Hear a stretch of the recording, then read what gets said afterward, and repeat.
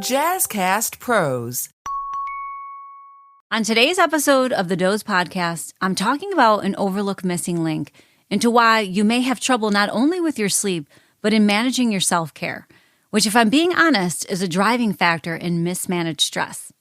I want you to imagine this.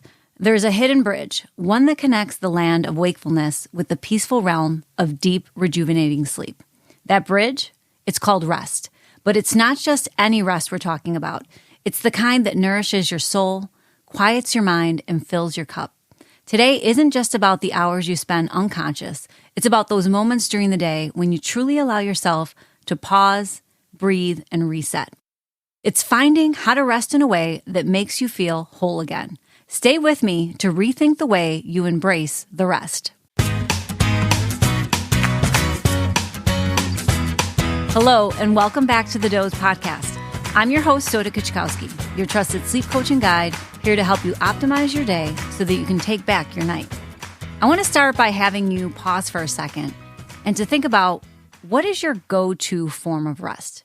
Now, you may not even know it, but there are actually different types of rest, and each are vital to helping you feel in control and to reach a place where you're able to lay down your head and heed the benefits. To even start our conversation about rest, we have to meet it head on where you may be most used to being, and that's with restlessness or unrest. You know, as a society, we've adapted this hustle all day, look at how much I can get done mentality, and it's killing our productivity and ability to reconnect with ourselves and those around us. Ask yourself, are you the type of personality that feels that if you're not doing something, that you're wasting time?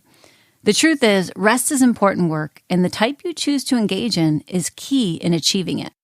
You know, there's a whole world of rest out there that's about much more than just sleep. Yet it plays a huge role in whether you wake up feeling refreshed or like you need a nap before breakfast. Rest in all its form is like the secret ingredient that can turn a night of tossing and turning into one of those dreamy sleep sessions we all crave. It's about giving your mind and body a chance to pause and recharge, not just when you're asleep, but throughout your day too. So I want you to really embrace how getting this rest thing right can seriously upgrade your sleep game and help keep that stress monster at bay. Together, let's uncover how to make rest your superpower for better sleep and a happier, healthier life. So the truth is, focusing on rest takes a conscious effort. It involves setting limits and boundaries and saying yes to yourself and your own well-being. Too often, we spend so much time doing and not enough time being. And with the growing mental health concern, it's important to take the time to assess and reflect on what you need and to actively address it. I mean, if there's anything the past few years have taught us, is that it's a huge wake-up call to prioritize what's important to us and take notice to slow down. It's about spending less time doing and more time being. I mean, ask yourself, what is your choice of rest, and is it giving you the results you desire? Rest, my friends, is where the magic happens. You know, as a sleep health educator, I've observed the delicate interplay between rest and sleep up close. Good sleep can't happen without proper rest, and without good sleep, achieving complete rest becomes a challenge. This cycle affects not only our night, but our entire day. But first, you need to understand what constitutes true rest so that you can engage in activities that genuinely rejuvenate and replenish your energy, rather than those that only create the illusion of rest. So for example, many people think that vacations are a form of rest. And don't get me wrong, stepping away from the everyday can absolutely give you space. But let me ask you this. Have you ever come back from a vacation tired, or even more tired than when you left? You know, as a society, we're so entangled in being busy and doing that even our times of rest tend to drain us. Case in point, if you have ever been to Disney World with your kids or any vacation that involves walking, you can clock triple the steps, if not 10 times as many. And when you return from vacation, you need a vacation from a vacation. And moms like us know that traveling with kids is work. It's not relaxation, especially when we're the ones that are often responsible for booking, planning, and packing for the trip. Then there are everyday activities like watching TV.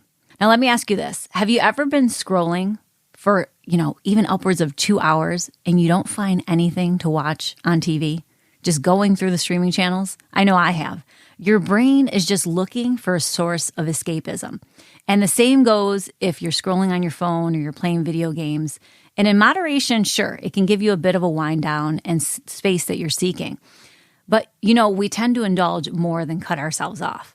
Then, of course, there are the extremes, the oversleeping, to try to sleep the restlessness away, or multitasking, to give yourself more downtime. All these types of quote-unquote forms of rest that we've become accustomed to often leave you feeling more restless. When working with clients, this is one of the first things that I look for.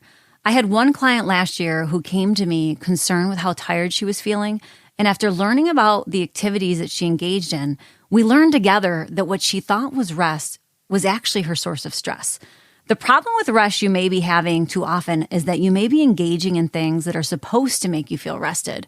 But when you force things that you do not enjoy on yourself, they no longer serve their purpose. And in this particular case, she was drinking tea before bed and taking a hot bath to relax, neither of which she enjoyed. And the kicker was that she was always hot at night. So before bed, she was actually engaging in activities that would lead to more discomfort and inability to fall asleep. So what you do matters. Choose wisely. This is why I'm not a fan of elaborate bedtime routines. You have to do the things you enjoy and not succumb to tricks or things that are supposed to quote unquote work. But understanding the importance of rest is one thing, and integrating the right things into your daily life and understanding what is missing is another. Which brings me to my focus of our talk today, the different types of rest that you need. Now, there are actually 7 types of rest in total. The first, of course, being physical. And we think about that in terms of just sleep. But there are actually active and passive forms of physical rest. But we also need mental, emotional, sensory, social, creative, and spiritual rest. Each plays a role in helping us to reset and to practice the self-care needed to manage stress and to sleep well. So over the next 7 weeks, I want to focus on each and give you the opportunity to learn to recognize when you may have a deficit, learn to set boundaries, but most importantly, engage in activities that will fill your cup. Join me next week when I share the first type of rest we need, that physical rest, where you'll learn about both the active and passive ways you can ensure you benefit from it. I'll be sharing some actionable tips for making rest a non-negotiable part of your daily routine. From setting boundaries around work and technology to embracing mindfulness practices and prioritizing leisure activities that rejuvenate you. There are countless ways to ensure you're getting the rest you need. And hint, they only need to be moments at a time to have a big impact. So let's explore together how to make rest a reality no matter how busy life gets. So as we wrap up today's episode, I want to leave you with this. Please know that rest is not a luxury. It's a fundamental need. So I encourage you to reflect on your own current rest habits and to join me over the next few weeks to break down the different types of rest and what each can do for you. Until next time, thank you for listening. I'm back every Wednesday with a new episode, ready to share my knowledge and empower you to take control of your sleep. If you've enjoyed what you heard, please subscribe to the Doze podcast and drop a comment to let me know what you want to learn more about to improve your sleep. I still have lots to share with you as we work together towards creating solutions around your unique sleep challenges and needs. Until then, remember, you're pure potential if you change how well you sleep.